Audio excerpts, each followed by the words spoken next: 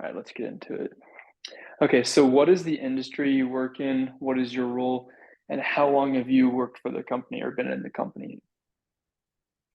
So I am in the public accounting industry, which is the CPA industry. CPA stands for Certified Public Accountant. That industry is a service industry that helps individuals when it comes to tax preparation and submissions, tax planning, etc. And the business side, we operate in a variety of places. One is the bookkeeping and record keeping section. The second portion of that is payroll, processing people's paychecks, etc.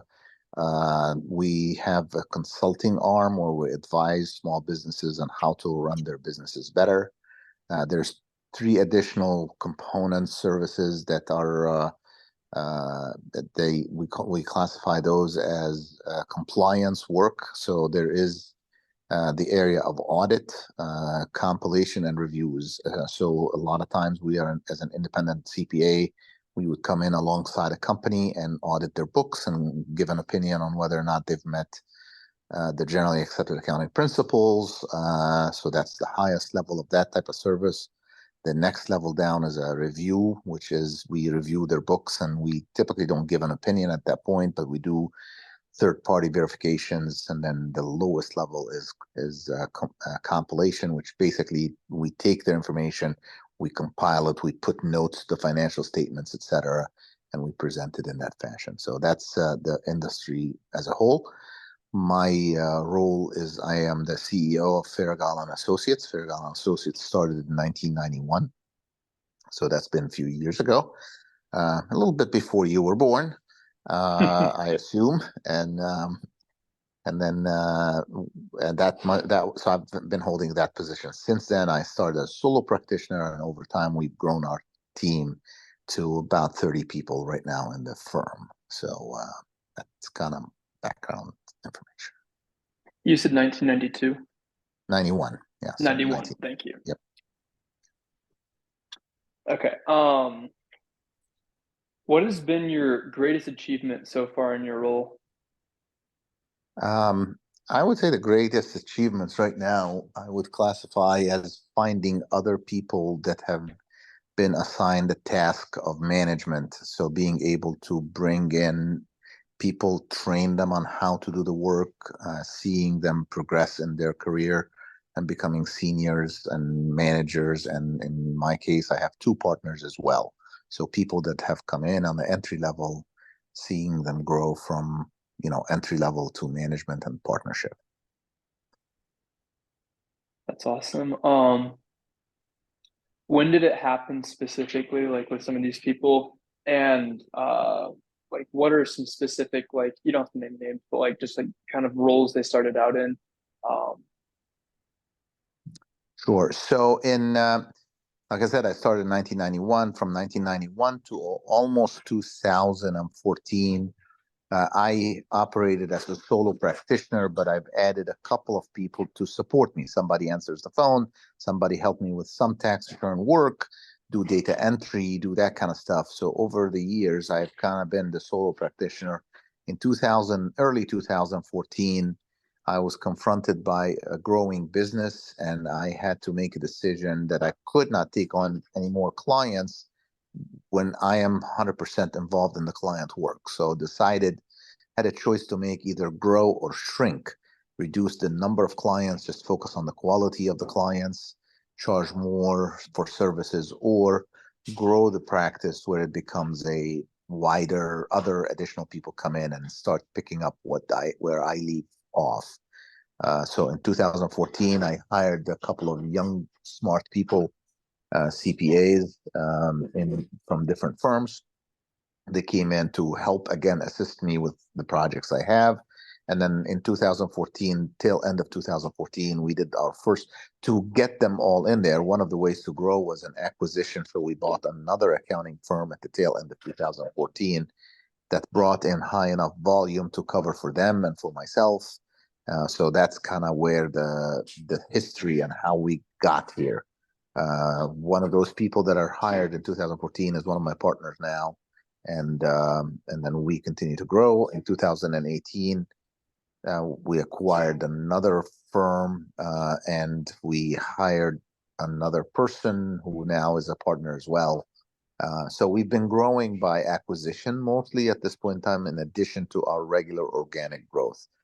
But part of the acquisition sometimes brings people into that, and I look at their roles and their ability to manage or lack thereof. And then that's kind of how I made my decisions in terms of how the growth is happening. That's awesome. So in this, what kind of ways did you use to choose the people? You said you specifically chose some really smart young people to add to your company. How did you choose to do that?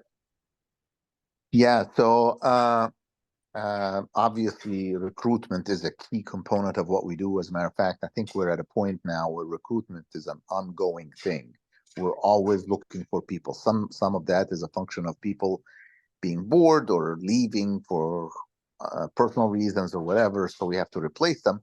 But some of that is also a function of growth as well. So a combination of the growth and the replenishment of our current staff requires us to continue to have a recruitment process. So recruitment is a variety of things. You obviously advertise and look for people and word of mouth, and some of that is even headhunting and those types of things. But basically, the key or the fork in the road is typically for me is the resume, and based on the resume, you either bring a person in or not, based on their history of work.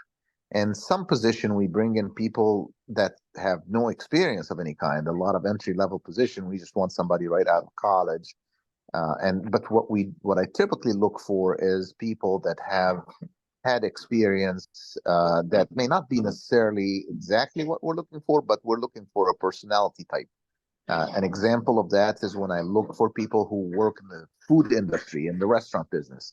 I know that these people are going to work hard in terms of pleasing the customers, working on, so those are the skill set.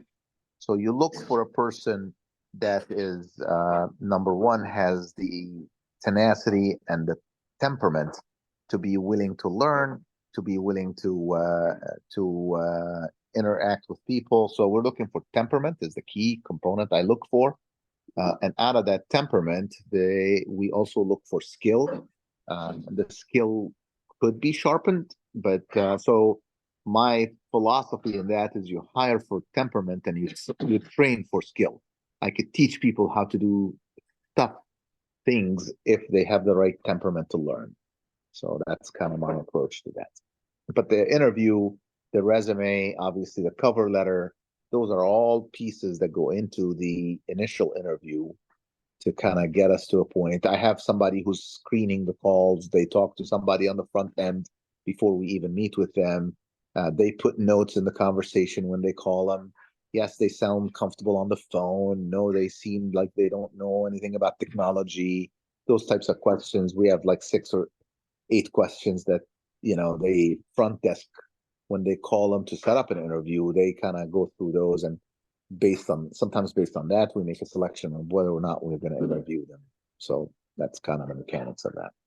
That makes sense. Okay, so I'm just going to quickly go through this part. On a scale of 1 to 5, if you could just answer how each one of these things, how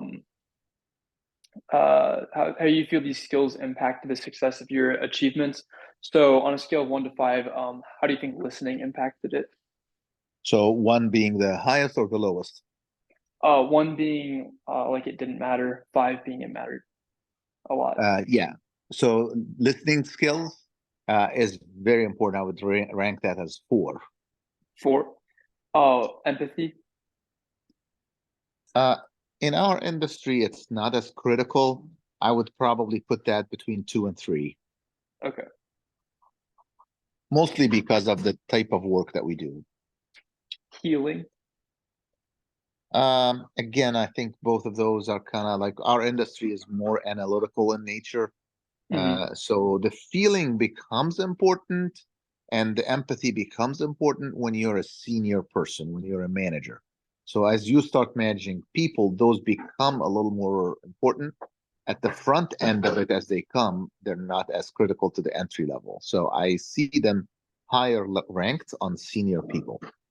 So I would say for senior people, empathy and feelings are probably 3 and 4, and those are the ones who become promoted, right? Mhm. But as they come in, it's not as critical on the front Awareness, just 1 to 5. end. Awareness is 5. You got to be Awareness is really, 5. yeah, because some of that is critical thinking, some of that is looking at data. Yeah. Persuasion, Persuasion is probably a 4. 4. Okay. Um, Conceptualization, 4. foresight, Foresight is a 5 for sure. stewardship, 5. commitment to growth of people, 4.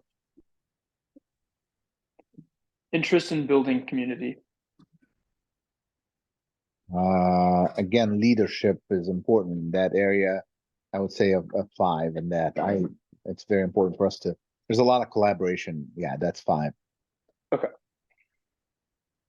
What has been a significant challenge that you have faced in your role? Uh, Finding people has been a challenge. Finding the right people. The description I use is you're looking for the right people and they're seated in the right seat on the bus, right? So the right person is harder to find. I think some of that is an industry-wide issue right now because less people are going into accounting and finance and more people are going into engineering. So finding the right candidate has been a challenge for us. When has been like the most challenging time with this? Is it recent? Was it earlier on? Yeah, so I think this has been going downhill for a while. I would say currently it's at its worst. I would say it started about 7 years ago or so. The decline has been, almost 20% every year. It's been worse every year by about 20%. Okay. How have you handled this? So one of the big ways we handle this is going into colleges and being um, proactive by reaching out to the community. We typically offer in our local colleges, we offer an internship program that we work with people. Typically happens in the January through April season because that's our tax season. So we have an internship typically happening in January or February through the end of the tax season. We typically bring people in and have them do lower level type of jobs as Mhm. scanning documents, organizing, creating files and folders, those types of things. And when we watch them work, we typically like to offer them jobs right after that, if they were the right candidates. So we typically look for seniors who are graduating in May and June, and we bring them in as an intern, and that's kind of how we've been tackling that problem. That makes sense. Did you have anybody or anything specifically that helped you with this? We have a couple of local colleges, schools that are local to we're in Frederick, Maryland. So in Frederick, Maryland, there's Hood College, Mount St. Mary's. There's 2 or 3 colleges that are local. We've kind of worked with their team to implement an internship program. Some of them actually, Hood specifically requires an internship before people graduate. So that's been really helpful. They actually made an adjustment for us because they typically wanted the internship to happen during the summer, and we adjusted their schedule to fit our schedule a little better. So, Hmm, yeah. that's awesome. Um, how did the market and competition within your industry impact the issue, and what was the result of that? Yeah, so unfortunately the market itself the market is made up of a lot of CPAs. There's about 400 and some thousand CPAs in the United States. The over 80% of them are above the age of 50. So there's an aging population in terms of the supply of accountants, and there is shortage in incoming class that want to take the path of the CPA exam. Somehow, the AICPA, which regulates the exam, has continually made it harder and harder to get in. So the industry and the market has kind of has caused some of the pain points that we're seeing from the accounting on the CPA recruitment side. So the market has actually not been our friend in that sense. However, it has been our friend because some of these older, I'm going to use the word older, more senior accountants, as they retire and they don't have a place for them to place their customer base, we come in and sometimes take on and buy their customer base, and it's been helpful to us in terms of our growth. We Mm, just need to kind of manage the firm in a way that accommodates for that. that makes sense. And then again, I'm going to ask you the 1 to 5 scale thing. Um, with when it came to this significant challenge, how would you say listening played a role between 1 and 5? Um, Listening is probably a 4 on that. When you're talking to a candidate, you need to really understand where they are in life and understand what their goals are and what they're looking for in an employer too. So those are critical components there. That makes sense. What about empathy? Empathy is right up there too as well. So I would say 4 as well. Healing? What was that last one? I'm sorry. Healing, sorry. Feeling. Or sorry, healing. Feeling, right? To feel something. Or Sorry, am I? healing. Sorry, I think the fan turned on. Healing. Oh, healing. Thank you. Healing. Yep. Yeah, so healing, I don't know that there's a lot of impact on that. I would say maybe 2. Yeah. Okay. Awareness. Uh, Awareness is critical because I think it's on both sides. Yeah, no, I would say that's probably a 4, 3 or a 4. 4. Okay. Persuasion. That's very important. 4 as well. Conceptualization. Um, that's probably on the lower end. I would say 2 to 3, 3 maybe. Foresight. Foresight is very important there. I would probably put that as a 5. Okay. Selecting the right candidate is very critical. Of course. Stewardship. Uh, that's also a 4. Also We hear a 4. lot of people coming in asking for higher salaries, and we just have to work within the restrictions that our clients are willing to pay us. So those are, yeah, stewardship is high up there. That makes sense. Commitment to growth of people. Yeah, that's a 5. And then interest in building community. That is a 5 as well. Perfect. Thank you. What is the mission, vision, and strategy of the organization, and how did you achieve them? Yeah, so our mission is we are an accounting firm that we're a full service accounting firm that helps our goal is to help our clients reach their financial goals. That's our mission. Our vision is we use provide full service to help our clients do so by, for example, I'm going to use examples here just to kind of make the story a little clearer. So when a client comes in and it's a new business, we help them by setting up their payroll. We help them by setting up their accounting system. We have a full service accounting team. What that means is a company could come to us and they don't really know how to do accounting at all.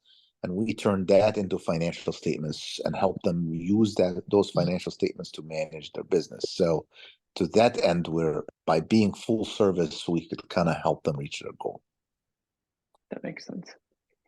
Is having an entrepreneurial mindset important for reaching these goals and plans? 100%. Uh, how much did each of these skills help you with the entrepreneurial thinking from 1 to 5? And then can you give examples of the different ones? So, risk propensity. Yeah, that's a big one. Uh, risk propensity. You you know, I wouldn't even be here if I was risk adverse, right? Most people that own a business, that run a business, that become a CEO would not, if they don't want to take on risk, they should not be in that position at all. So risk has to also be measured, right? So I like to say that not all risk is good risk. So you just kind of have to be willing to take risk, but also think and identify and mitigate the cost of that risk. Thank you. Um, Generalized self-efficacy. That's important as well. I would say that's a 4, because you have to sell yourself at the end of the day. All business is personal, so to that end, you kind of have to figure out what is it that you're selling, and at the end of the day, clients are going to come to you or not based on who you are and what you do. That makes sense. Need to achieve. Yeah, so the need to achieve is also critical to rise and compare yourself. So that's a component of growth. If you don't have the need to achieve, you're going to probably be stagnant and stay where you are. What would you rate that 1 to 5? That's probably on a scale of 5, I'm going to say probably a 4 as well. Okay. Need for autonomy. Need for Hmm. need for what was the last word? Oh, sorry, autonomy. Autonomy, yes. So that is not as critical in the early stages of the business.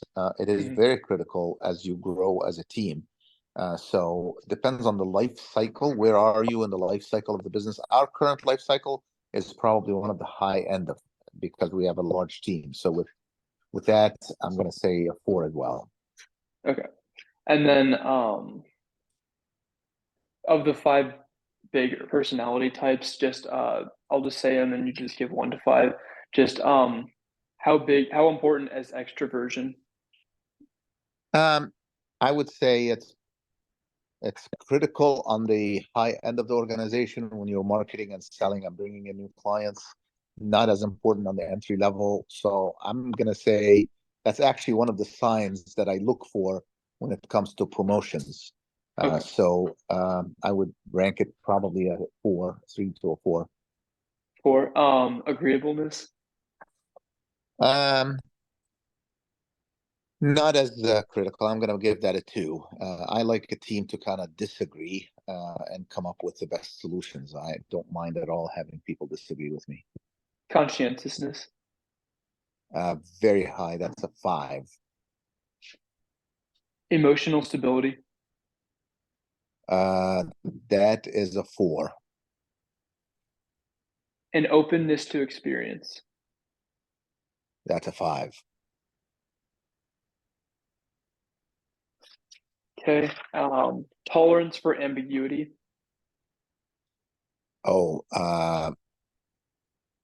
you should not have any tolerance for ambiguity in our firm at all. Everything is either black or white. So I'm going to say uh, I don't I don't know if you say tolerance. Accepting is, so we don't want it. Whatever. If it's 0, Okay, it's yeah. 0. If it's 5, it's 5.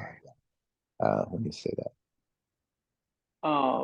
Positive intentions and attitudes. that, that's the 3. Proactive, or sorry, yeah, proactivity and work ethic. That's a 4. Internal locus of control. Internal,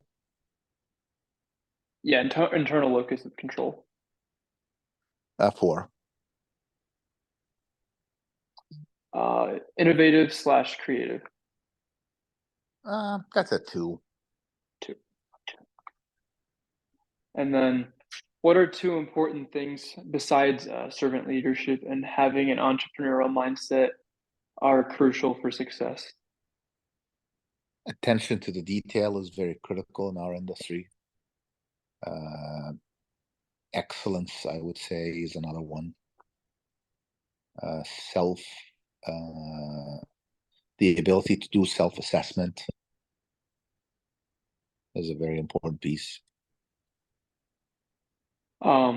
What are some specific things you wish you had avoided that may have derailed or delayed your success? Um, I would classify myself as ultra conservative, so I wasn't willing to take risks earlier on. So I probably was risk intolerant. Over time, I've become more risk tolerant.